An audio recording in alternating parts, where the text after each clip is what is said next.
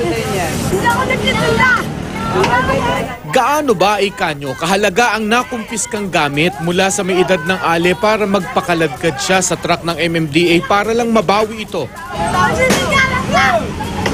500 piso raw ang bili niya sa bagong estanting, iuwi niya raw sa pamilya niya sa Cavite. Para sa kanya, tila kasing halaga ito ng pagbubuwis buhay. Nagtitinda, sir! Maniwala kayo na nagtitinda! Pinakiusapan niya si Assistant Secretary Celine Pialago pero hindi napagbigyan. Kami pa po ba ang hindi maaawa sa kanila?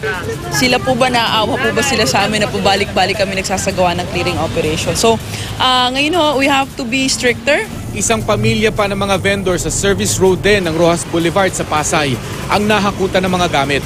Yung pera mo, ayusin mo yung benta mo. Oo, nailapag ko yung Ang nagkasiksikan doon, yari ang karton. cellphone mo. Oo, nailapag ko.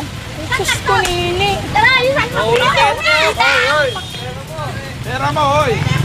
Hindi na rin nila nabawi ang mga gamit pero itinatanggi ng MMDA na may hinakot silang mahahalagang gamit. Kapag naisampa na ho natin sa truck, hindi na ho natin pwedeng ibaba yung mga bagay na nakumpiska ho natin. Sa pagdadabog ng isang vendor, itinapon niya ang perang pinagbentahan niya sa kalsada. Ibalik lang daw ang cellphone niya.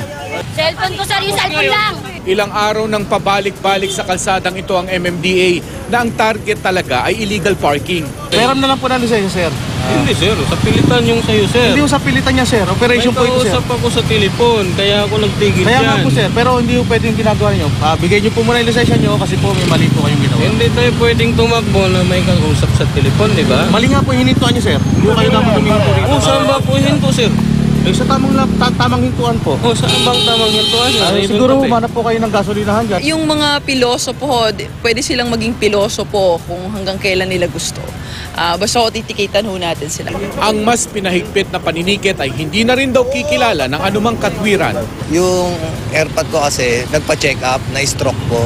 Eh puno naman po yung slot doon kaya nandito lang po ako sa labas saglit. Para pag tinext po ako ng kapatid ko, bali diretso pick up na lang po dyan sa ospital.